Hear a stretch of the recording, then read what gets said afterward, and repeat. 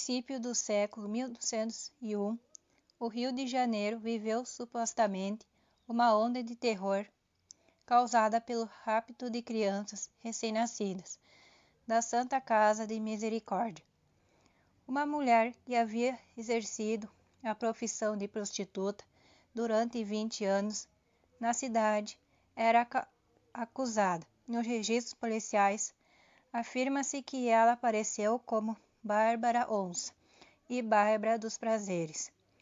E sua lenda nos revela algo macabro e a difícil situação da mulher nos primórdios do Brasil recém-independente.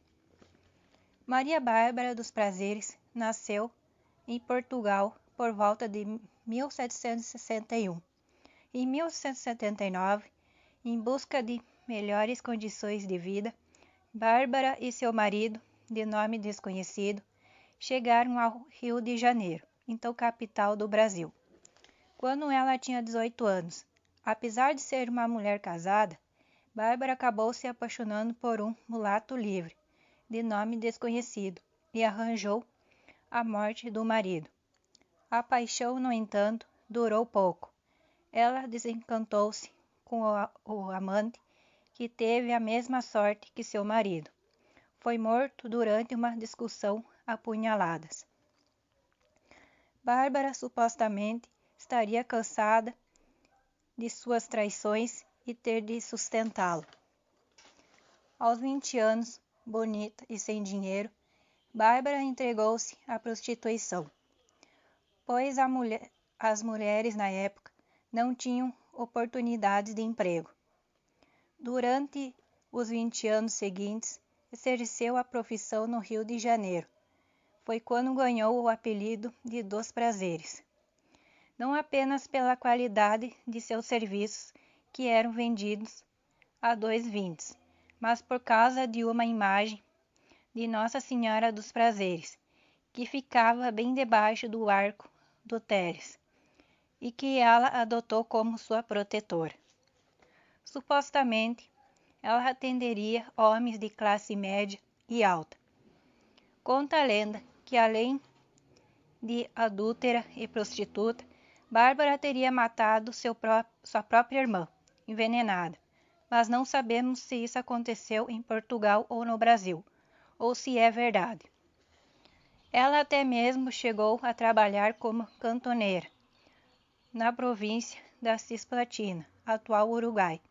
Cantoneira, no caso, é um dos muitos nomes usados antigamente para se referir às prostitutas das ruas, as que se entregavam pelos cantos da cidade.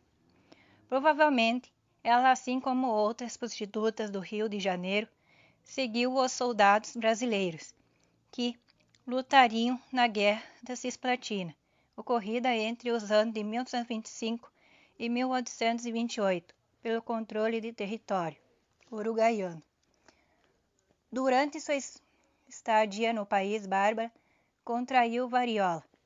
Ela sobreviveu à doença e escapou das garras da morte, ficando, contudo, completamente deformada. Mesmo assim, após sair de Santa Casa, regressou ao Rio de Janeiro e continuou na mesma vida de prostituição, bebedeiras e desordens. Tempos depois, contraiu uma doença muito pior que a varíola, a lepra. Suas orelhas incharam e os lábios grossos, corridos e deformados pela doença, deixaram ver dentes pontiagudos e gengivas sangrentas, que davam à sua fisionomia uma estranha ferocidade. Daí chamaram-na de Bárbara Onça.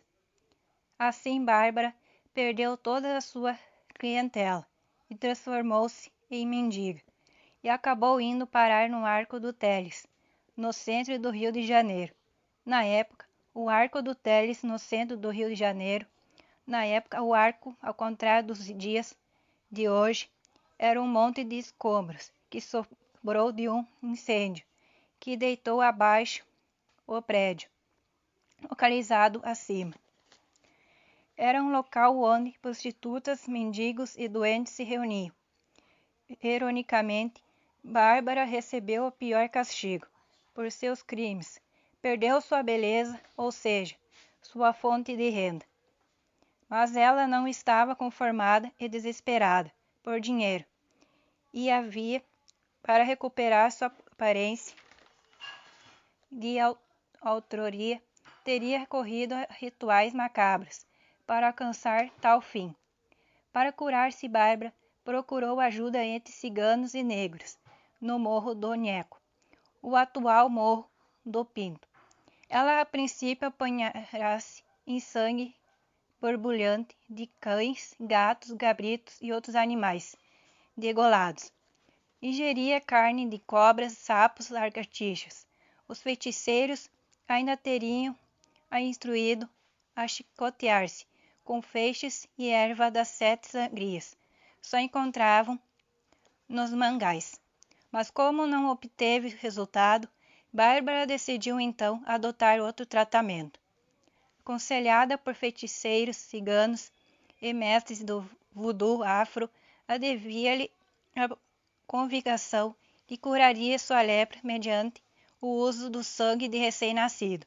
E assim Bárbara começou a caçar crianças pelas ruas do Rio de Janeiro. De noite ficava próxima à roda dos expostos na Santa Casa de Misericórdia da cidade, onde as crianças rejeitadas iam para a orfandade.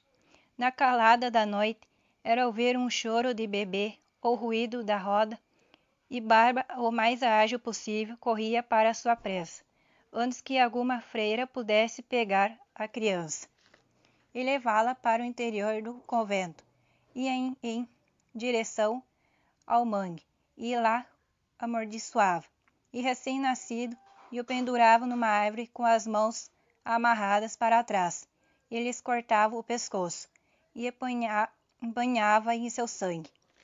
Bárbara deixava o sangue de suas vítimas escorrer sobre as chagas barulhentas que cobriam seu corpo, crendo dessa maneira conseguir livrar-se da lepra. Alimentada essa esperança, praticada mais esse crime entre preces a estranhas divindades e grunhidos de satisfação, de lá saía Bárbara, dos prazeres, satisfeita, alucinada, delirante, a prosseguir sua vida de louca criminosa, que marcou uma época. Ninguém jamais soube onde Bárbara enterrava os corpos dos meninos e meninas que sacrificava. Alguns especulam que os mesmos tenham ocorrido em sua própria casa, na extinta Praça 11, onde ela também teria feito seus sacrifícios rituais. Por coincidência ou não, as freiras da Santa Casa de Misericórdia notaram que o número de crianças ali abandonadas caiu a menos da metade, durante o período da atividade macabra de Bárbara. A polícia teria sido alertada dos desaparecimentos, mas não conseguiu capturar Bárbara, que já carregava nas costas pelo menos 2 assassinatos. Ela aparece nos registros policiais da época como Bárbara dos Prazeres e também como Bárbara Onça. Não se sabe quando ela morreu, nem se é verdade a história de que a expressão "a onça vai te pegar" usando por mães para assustar as crianças teria nela sua origem. A tese defende que nesse período surgiu a expressão "cuidado que a bruxa está solta". O que se sabe é que sua história assustadora e trágica perdurou mais do que perdurou sua vida. Dizem que até hoje, em certas madrugadas sem lua, quando já partiram os últimos garçons dos bares da Travessa do Comércio e cessou o movimento da poemia, escuta-se no beco a gargalhada de Bárbara dos Prazeres, e quando assustadoramente pelos vazios escuros do Arco do Teles.